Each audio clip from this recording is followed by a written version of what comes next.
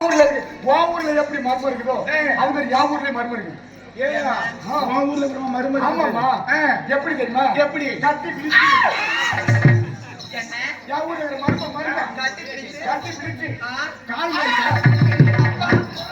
ஏன்டா உனக்கு அறிவு இருக்குடா? ஆனா யா ஊர்ல மர்மத்தை சொன்னா கட்டி பிடிச்சு கால் பின்னி மெல்ல மெல்ல ஏறி எட்டி விட்டுனா பல்பு பீஸ் போயிடும். என்ன? ஆமா ஐயா இல்ல ஏறக்கூடாது. அறியாமட்டி வரேன்.